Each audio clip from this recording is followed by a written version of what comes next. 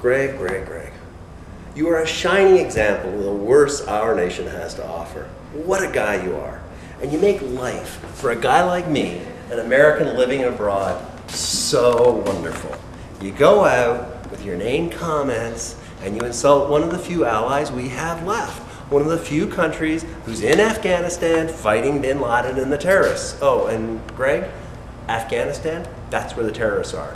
Not Iraq, in case you missed that little fact. And of course, we know what a brave guy you are. All those great comedic barbs going after the families who have just lost loved ones, the young widows and widowers whose loved ones have fallen in Afghanistan fighting the terrorists. I mean, come on, that's bravery. And then the beautiful thing, I mean, it was wonderful.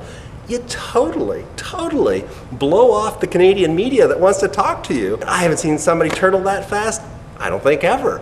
I mean, you and Bill O'Reilly and Ann Coulter, man, you guys must be just like this, best buds. Did you know that early on in the Afghanistan conflict, American fighter pilots actually bombed and killed 4 Canadians on the ground? And why?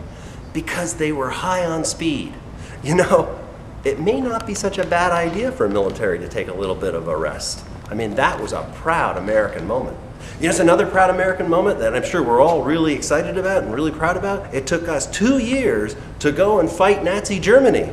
The war started in 1939, not December 7th, 1941. Took us 2 years to get there, while Britain and Canada were already fighting the Nazis. Come on, get with it. Now, I will tell you, once we got into it, we did kick some serious Axis ass.